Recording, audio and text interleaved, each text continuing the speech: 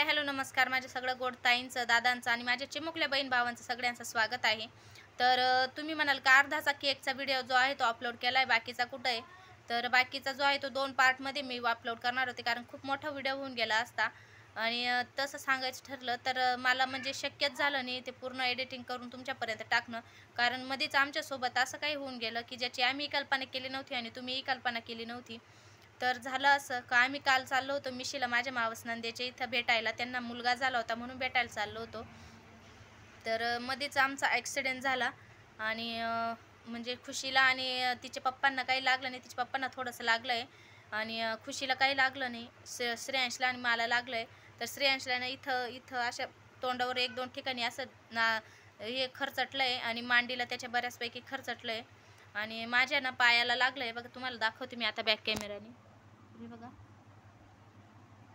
इथं ना व्यवस्थित दिसत नाहीये, अंधार आहे, त्याच्यामुळे मी तुम्हाला ना फोटो टाकून देईल पुढं. तर इथं पण असं डोकं फुटलंय माझं.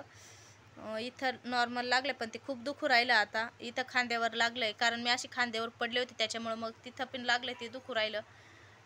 तर असं काही होतं म्हणजे करायला गेलो काय झालं कायच आमच्यासोबत. आम्ही चाललो होतो पेशंटला भेटायला आणि आम्ही स्वतः पेशंट होऊन आलो. तर झालं असं होतं की मी इथून मिस्टर, मी, सासूबाई आणि दोन्ही मुलं घेऊन आम्ही मिशीला चाललो होतो. तर मिशीला गेलो इथून 1-1.5 तासाचा प्रवास करून. तिथं सासूबाईंना सोडलं, तिथलं बाळ बघितलं आणि पुढं महार पाटण्याला चाललो होतो दुसऱ्या नंदबाईकडे. त्यांचा सासरा पडलेला होता म्हणून मग म्हटलं त्यांना पण भेटून येऊ. आणि मग त्याच्यामुळं आम्ही चाललो होतो. तर फुल हायवे होता, तर तो क्रॉस करून आम्ही पाटाच्या रस्त्याने चाललो होतो. तर तिथेच कसं काय मला कळलं नाही. माझी साडी जी आहे ती ना मिऱ्या गाडीच्या चेनमध्ये अटकले आणि मी डायरेक्ट अशा तोंडावर पुढे गेले. श्रेयांश माझ्या मांडीवर होता, त्याच्यामुळे मग मी पडले आणि मला जेव्हा कळलं की श्रेयांश पण माझ्याकडे आहे, तेव्हा मी त्याला असं बाजूला केलं आणि मी असं स्वतः खाली गेले. तरी त्याच्या पायाला लागलं थोडंसं. पण जास्त जर म्हणजे माझ्या डोक्यात जर नसतं आलं का श्रेयांश पण आहे, तर त्याला जास्त लागलं असतं माझ्यापेक्षा, कारण तो माझ्या खाली दाबला होता. त्याच्यामुळे पण कळलं मला, मग मी लगेच त्याला बाजूला केलं आणि मला थोडं पायाला, आणि फोटो टाकणार आहे मी तुम्हाला. तर झालं आहे अशी दुखापत. तर कशी काय अटकली कशी काय नाही काही सांगताच येत नाही मला, पण कळलंच नाही. म्हणजे जेव्हा कळलं लगेच मी मिस्टरांना गागली की गाडी थांबवा म्हणून, आणि त्यांनी लगेच जागेच म्हणजे अशी फिरवली, थांबली आणि एखादा सेकंद असं ओढलं पुढं फक्त मला. बाकीचं जास्त जर गाडी जोरात असते आमची तर मग खूप जास्त लागलं असतं, पण गाडी म्हणजे हळूच होती. रस्ता खराब होता त्याच्यामुळं गाडी जोरात चालवायचा प्रश्नच येत नव्हता. आणि त्यावरून म्हणजे माती अशी मुरमाटी होतं त्याच्यामुळं मग जास्त लागलं नाही. जर डांबरीचं काम म्हणजे असं रस्त्यावर जर पडलं असतं तर खूप लागलं असतं. मग तिथूनच तिथं बाया होते शेतात आसपास काम करायला. तर त्या बायांनीच मग आम्हाला म्हणजे तिथं उचलून नेलं. श्रेयांचे तोंड धुतले. माझी साडी पूर्ण फाटून गेली होती, काहीच नव्हती राहिली.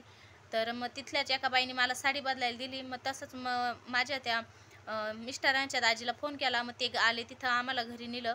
मग घरी गेलो, तिथं मग डॉक्टरांना फोन केला. डॉक्टर आले, तिथं चेक केलं मला, श्रेयांशला. मग इंजेक्शन वगैरे दिले, काही गोळ्या औषधं लिहून दिल्या आणि मग तिथून थोड्या वेळ बसलो आणि त्यानंतर घरी आलो.